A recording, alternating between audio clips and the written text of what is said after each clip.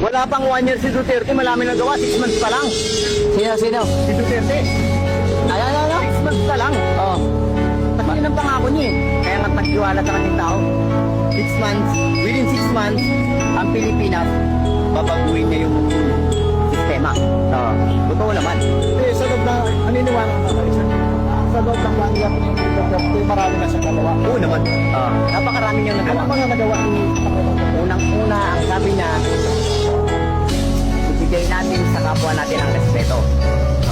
Bigyan natin sila ng respeto. Lalong-lalo na ang mga pulis.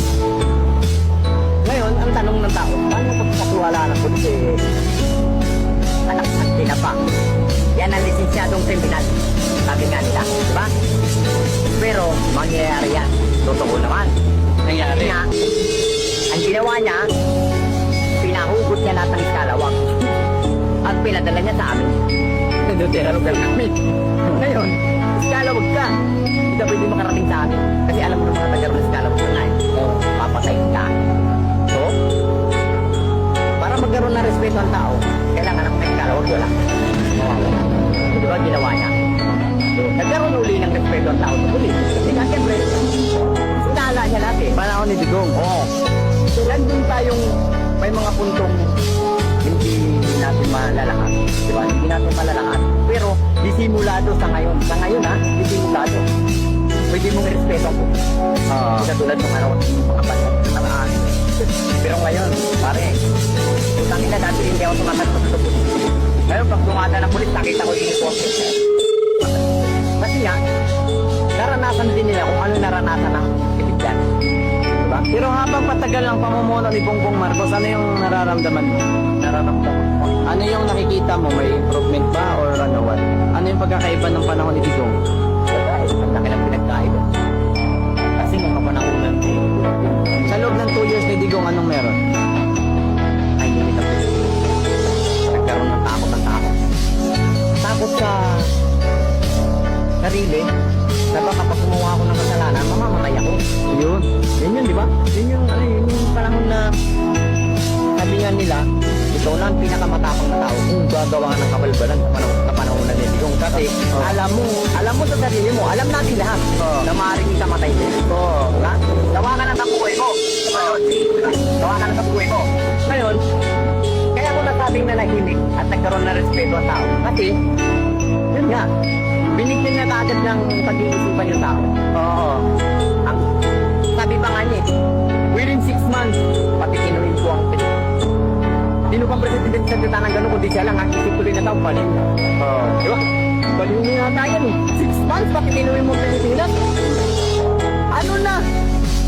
Yung pala, may sarili siyang pamamaraan. Pero sir, naniniwala ka naman. Pero sa loob ng 6 months ay nagawa na. Nagawa nga ba? Nagawa niya within 6 months. Ano yun sir? Maraming taong nangilag. Maraming taong nangilag na gumawa ng kabalbalag. Kasi nga, hindi limit sa ating mga Pilipino, hindi limit sa kalaman natin na kapag ka gumawa ka ng kabalbalag sa kapanahonan ni Duterte, may kalatagyan ka. Sigurado yun, di ba? Ano yung inuuna niya doon sa Pilipinas? Ang inuna niya, sir, yung mga kababayan niya kasi, yung mga butante, yung dati ng inuna niya, di ba? Hindi pa sir, ang inuuna niya yung mga tipagin, yung limang mga generals. Dito muna nga, yung mga kababayan mo na niya inuna niya, kung anong problema. Di ba? Kasi nga, nararamdaman niya, walang respeto ang tao sa sundalo, sa pulis, sa... Di ba? Nasa gobyerno, wala silang respeto. Dati. Or dati. Sabihin sir, pinalik niya yung respeto. Oo. Yung kagad ang una niyang ginawa, kailangan magkaroon ng respeto ang tao sa pulisan, kasundaluhan, para kahit pa paano, matutok nilang mag-open ng problema. Di ba? Nagkaroon pa nga ng matalastas. Isumbong mo kay mamang pulis. Kami nang bahala. Di ba? Ngayon, ito sistemang yun, nagawa niya ng paraan ng ganong bagay. Kahit matataas na opisyal, nilalatak niya, wala itong pakailan. Di ba? Samantalang maaari niyang ikapahamak. Pero ginawa niya ng paraan. Ginawa niya ng paraan kung paano maging ganun ang sistema sa pamamalakad niya, sumunod. Para nang sa ganun, ang Pilipino, magkaroon uli ng pag-asa. Panahon ngayon ni Marcos, ano nakikita mo? Sa ngayon, sir. Sa kanya ngayon mag 2 years na siya. Totoo lang, sir. Sa ngayon, ha? Kasi, para sa akin na nga, sa mga katulad naming katalagtakan, lansangan, nagmamasid sa lansangan. Oo. Danas po ang kapanahunan ng mga iba't ibang klase presidente. Yeah. Isa lang naman ang sinasabi. Oo. Kaya sa tumakbong presidente para tulungan ang Pilipinas. Yes. Natupad yun sa salita ni Duterte. Oo, kapanahunan niya yun, na wala na si Duterte, para sa akin na hindi ko alam kung anong iisipin ng iba.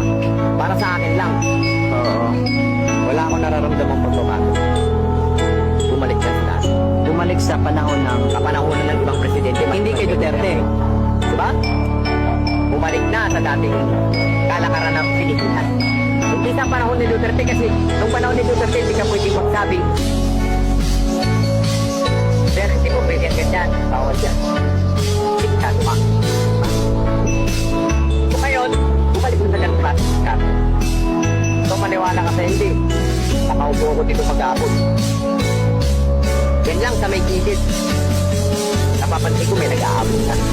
Oo. Alam ka naman sabihin mong kinky na doon. Diba? Tambay ako na may higa. Alam mo ka.